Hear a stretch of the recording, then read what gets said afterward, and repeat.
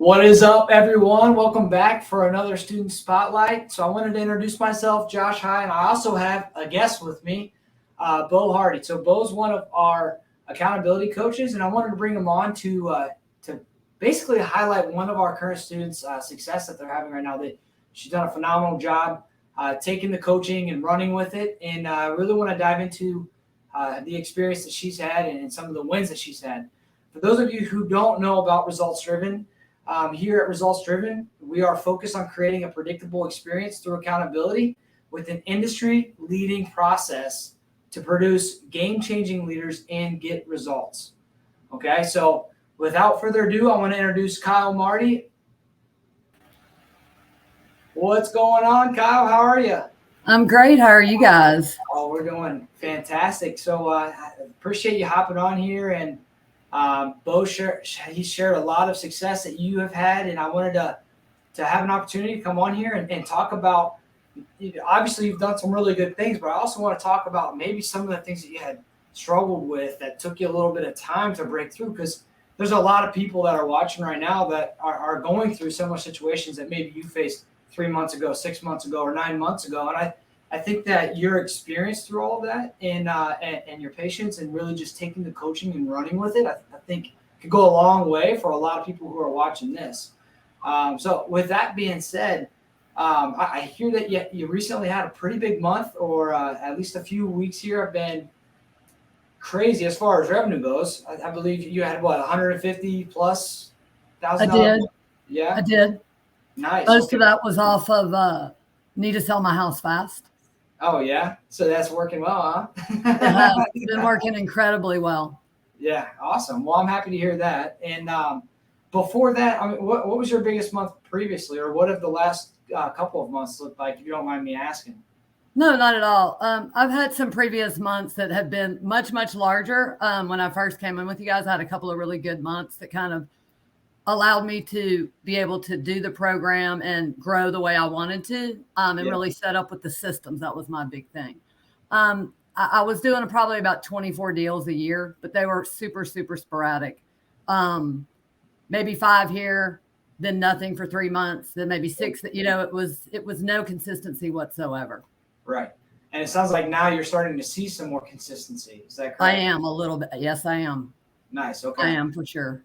So since you had started, one thing I've recognized from you from the day I met you was that you're the type of person that gets feedback and you are implementing it, right? And I think that's contributed to a lot of your success. And I wanted to ask you, what are some things that you focused on right out the gate that helped you get some traction? I immediately out of the gate implemented the scripts, the hours, and Podio and Muhammad, obviously, and Smart Dialer. Okay, so a lot of the systems, and by doing that, it sounds like you were able to build a solid foundation, right? And this has allowed you to really build upon that.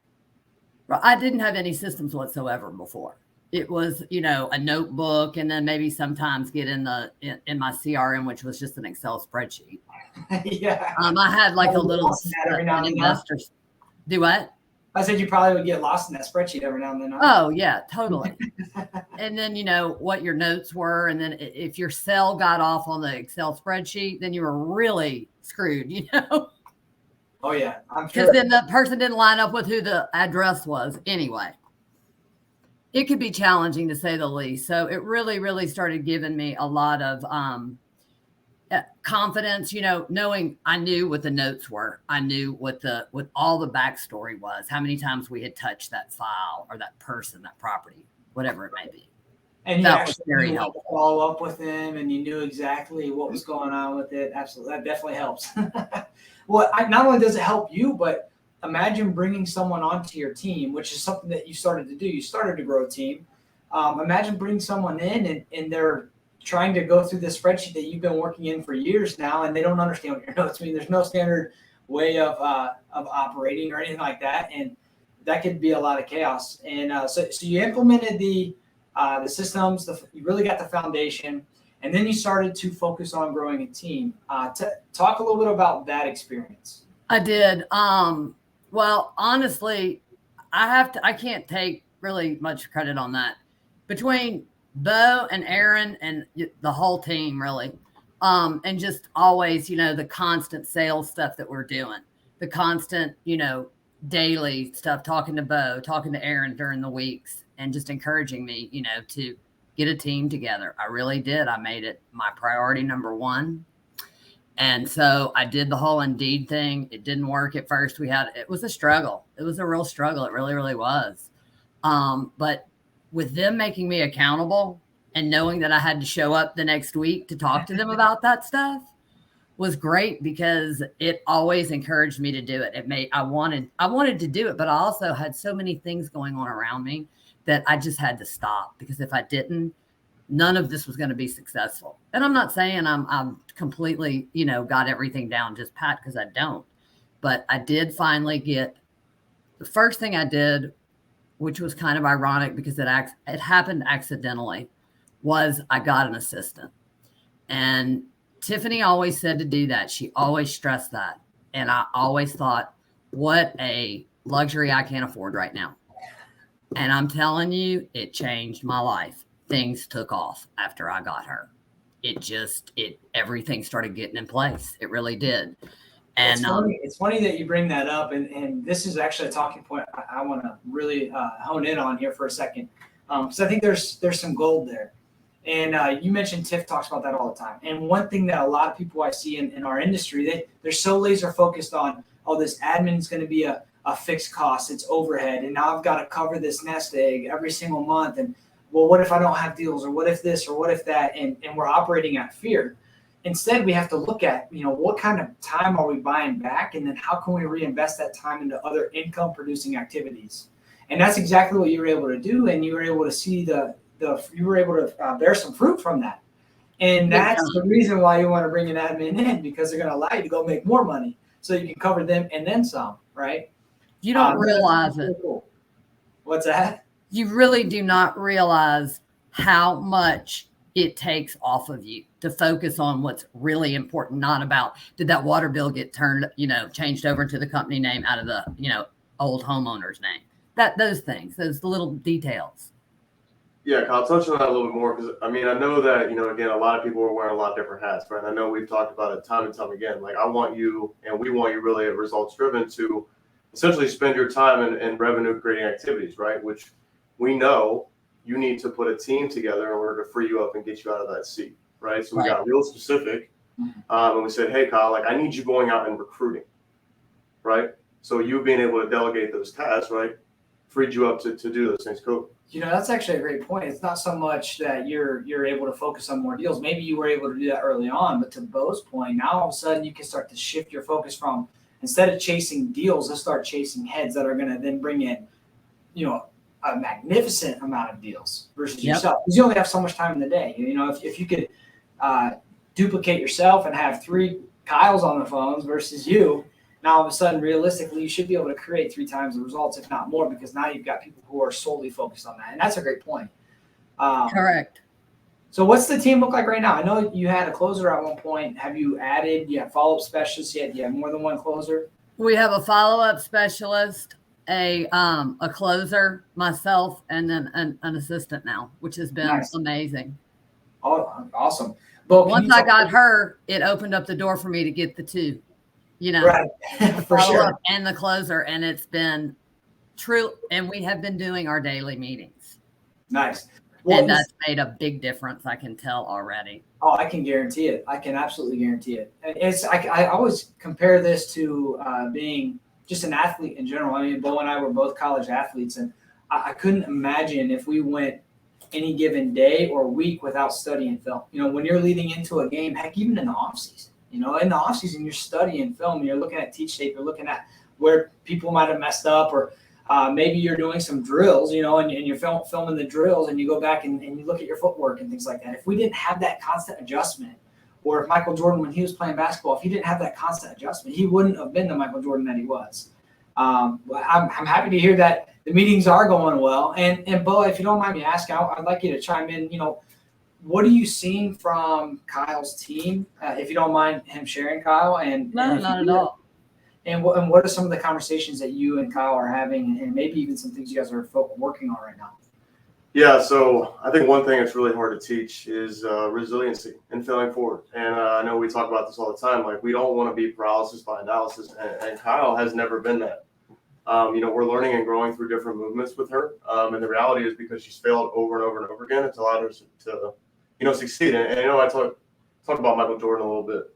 And obviously, he didn't make his high school basketball team. I don't know if many people know that, but he became the best basketball player, not because he was overly talented, but because ultimately, like, he just learned and grown through all that process. And I think naturally, like, Kyle's done an excellent job of learning and growing through those moments, right? And it's allowed her to become kind of the leader that she is, right now, so that when these people kind of come in, that she's able to lead them properly. So actually, speaking of that growth from a leadership perspective, Kyle, do you have anything that you've noticed in yourself maybe in the last 6, 7, or even 8 months on how you may have grown as an individual as you're starting to build a team, becoming a leader and managing people? I think several things, yes. How important it is to really put a lot of energy and efforts into your staff and employees, because they are your business. And, Tiffany did I think she called it Real Talk one time in a Facebook post, and it kind of changed my life. Really, it did, because it was real. And she just said, don't think you can do this without people, because you can't. If you only want to grow so much, this is what you can do by yourself, and that's fine. Well, that's not what I wanted. So that really boosted me, that really spoke to me. And that helped me to kind of start looking at the whole process totally different at that point. Really, it did. It started being about the team for me. And I think 100%. Yeah. I think, I'm sorry, Kyle. I think essentially, like, you understood that you were somewhat kind of the bottleneck within your business. And I think that, oftentimes it's really hard to look in the mirror and self-assess, right? But again, you looked at it as like, hey, this is a learning opportunity for me. And again, took action based on the conversation that you kind of read with Tiff, right? So again, when you look at it, you reverse engineer. Hey, this is my goal, but this is what has to happen within my process in order for me to get there. And I realize I can't do it on my own, right? We like to think that we can, but you took it upon yourself to, hey, look, I need to get real specific with my tasks. So kind of talk about, how you went through your hiring phase, and it was a little bit of a learning opportunity for you, but ultimately it's kind of gotten you to this point here. So if you would kind of share with the group just kind of how, like, you started and how it got you to where you're at right now. Sure. Well, what I did at first was I did Indeed and hired several people, and the day came and no one showed up. So that was exciting as well. So we did that a couple of times, and finally I just got to the point to where I said, you know what? Let me just let's see about just hiring remotely and see how that works just for right now. It's not what I want, but let's just see how that works. Well, kind of morphed into that, and I got these 2 ladies. One of them actually we hired that we didn't even know this. She's moving to Dallas, so that's going to be great for us because she'll be here in the office. So I just feel like it's going to morph into that more, but it is hard. I will say that it has been hard, but I've had a lot of success on Indeed. I really have. With the candidates I've gotten, but only until I got remote, till I said it was a remote position. Okay, and this is actually an interesting topic. I know one thing that we talk a lot about is having a team in the office, and obviously that was something you saw, you took action, you measured, it wasn't working, so you adjusted, right? And then for right now, we have an office, and it's working phenomenally. But what I want you to talk on, if you don't mind, is how are you? What are some of the daily activities that you're doing? I know you talked about the daily training or daily meetings, but what are you doing to help drive culture with a virtual team? Because I'm sure there's a lot of people that are probably watching this that have virtual teams, and this is probably something that they struggle with. And I'm curious to see what you might be doing. Well, we're meeting a lot, probably more than we should. Just because I want them to know we're right there with them. One of them actually right now is in your state, and they're having thunderstorms pretty bad where she is. So we're in constant contact with her today just to let her know we're there for her and stuff. We want that kind of culture for them. We want them. Both of these ladies have been call center people.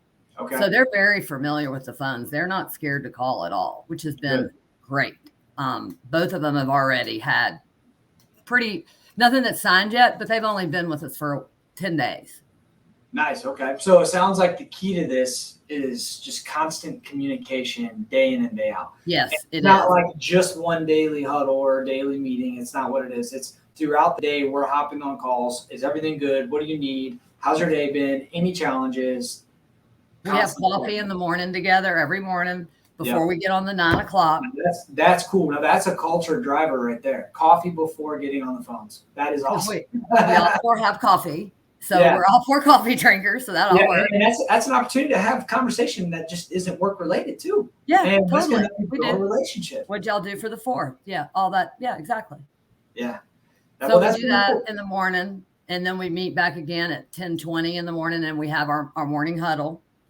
And then just a little bit of, motivation after that, if we hadn't already had that in the huddle, and see how everybody's doing for the day, how they're feeling.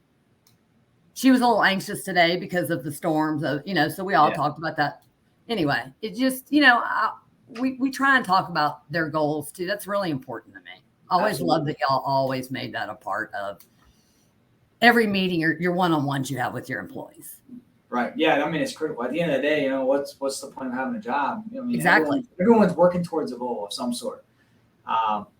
So just making sure that we're aligning. How can we work together and both get where we're trying to go as a company Right. and as an individual? It's very important that we're aligned there. So basically, to recap this, what I'm hearing, and this is something I've always said, and it's not impossible to have a high functioning team that's virtual. But as a leader from a management perspective, it's going to require a lot more energy and a lot more time from you to make sure that you're doing your best to put your team in a position to be successful. And that's what it boils down to. And let me add this too. Honestly, I would have never done this, guys, if y'all had not rolled out that Kajabi portal. No way. Yeah. It just wouldn't have worked. Honestly, I'm not just saying that. That's truly. It's really slick, and the ladies, it was very, very helpful in their education because we could go back over it together. I know what they looked at. They know what they could repeat it if they wanted to. I could have never duplicated that myself. No way. Yeah. Hey, Bo, for the people, I appreciate you saying that. Deal For the changer. people who don't know what this Kajabi is, can you just kind of talk about a little bit about what is this Kajabi? What's the purpose of it, and how are our students benefiting from it? Yeah, the reality is this is a training that you can give to almost anybody, and can have pretty much done and completed onboarded within about 4 days time. So it expedites the process for one, and then as a leader, ultimately you can look and assess who's taking that and how well they're doing versus do they have some opportunities to learn and grow throughout those conversations. So ultimately it allows someone like Kyle who again wants to have individuals within their office, but her business has to succeed. So what does she do? She pivots because she has the tools in place, can ultimately outsource it and have somebody within a different state to continue, have them connected and ultimately still onboard them as if they were in office. It's extremely helpful for you, I know, specifically throughout those times, right? Right. So we time. A completely turnkey acquisitions onboarding that's already built out. So that way, Kyle, you can focus on continuing the business instead of taking 2 weeks, 3 weeks off the phones, 2 weeks, 3 weeks away from your transactions, 2 weeks, 3 weeks away from every deal that you have going on and that you're working on bringing into the queue. Now you can leverage the asset of the streamlined onboarding process, and that's what you're able to do, and you've been able to grow the team through that and keep the business running. I mean, shoot, you just had an awesome month in the process of bringing people on. That was a fluke. Hey, listen, I don't think it's a fluke. I think that you're extremely coachable, and you take the coaching points and you run with it, and that's the reality. There's so many people that they bounce around from mastermind and event to another event and to another group and to another mastermind, and I think that's a result of we get some information and we don't take action. And like I said, from the moment I met you, I've always seen that you're someone who takes coaching, you take feedback and you put it to play immediately, and that's why you've been able to see some success in building out the team here. I mean, y'all, you're your own best, speaker because look at all the success you guys have had. I know it works. Why would I try and change anything? I've always told Bo that I'm going to do exactly how you guys say it should be done. There's a reason why, and it's worked. No need to recreate the wheel, right? Exactly. I don't want to do that. I have too many other things. The reality is, Kyle, you're extremely coachable, and I talk about all the time. I know you hear me say it, like the people who get results within this business are the ones that take action. And it doesn't matter if you fail as long as you fail forward. So I talk about failure versus failing, right?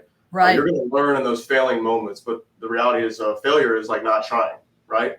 And that is something that simply, exactly, you do not have within your blood or your lifeline. And it's proven, right? Like leaders can be developed, but it starts with, giving things a try. So again, I really appreciate that from you. And again, people within the group that take action ultimately, learn through those opportunities and become a better leader because of that.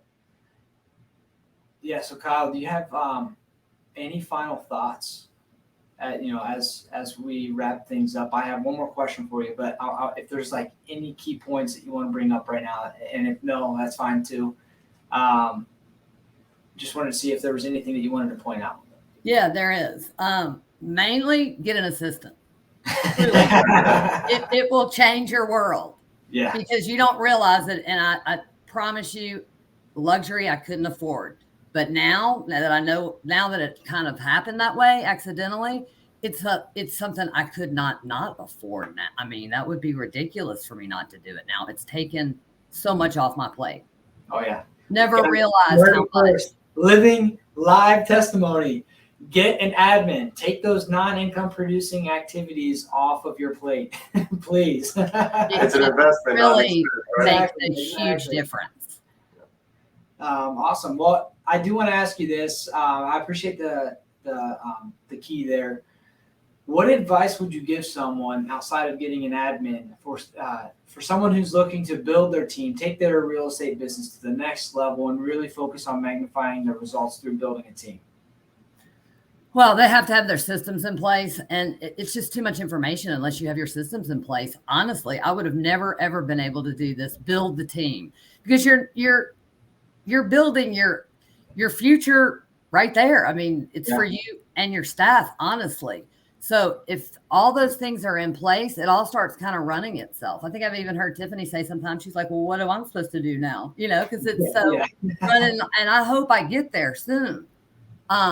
And I'm going to stumble, and I'm sure of all those things, but I know that I can't do this without people, period. And Absolutely. I can't do it without people that have direction and systems. And you can't build people until you have the foundation built, and that foundation is the systems and processes. Actually, I want to share a quick story about a time before we had the foundation built the right way. I'll never forget walking into the office and asking everyone, midday, doing my round on the sales floor, asking, hey, how's things going? Or maybe I overheard an offer going out. We weren't recording phone calls. We weren't coaching our team on phone calls or anything. We had no way of tracking how many calls they were making. And I would go around the room, hey, how many calls did you have? How many calls did you have? How many calls would you have? And everyone would say, well, I think I had at least like 40. So will you think or because that's a pretty clear metric if you have the right tools to track it, right? Right. Okay, well, and then also there'd be times where someone would get off the phone and they'd be mad because they messed up a deal. I'm like, well, why didn't you say this or say that? And they're like, well, you didn't even hear what he said. He said blah, blah, blah. And that's why I responded this way. And then now it's just confrontation instead of clear-cut action items on, hey, this is what you did.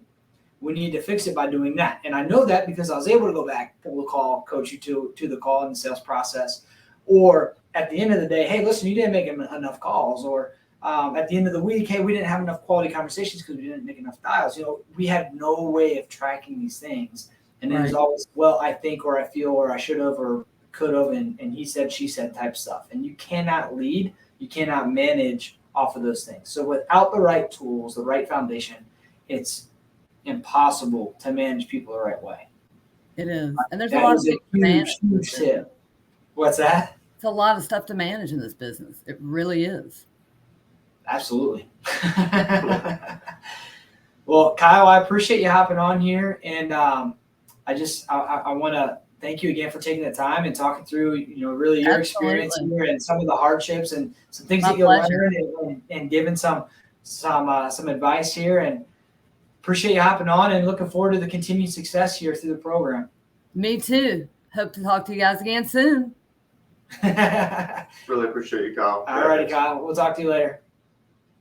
All righty, guys. Appreciate you all hopping on here for our student spotlight. Hopefully, you guys were able to learn something. This is something we're going to start to do here on a weekly basis. So we want to start to celebrate the wins of people that we have in the community, and really appreciate you all hopping on. Have a great day.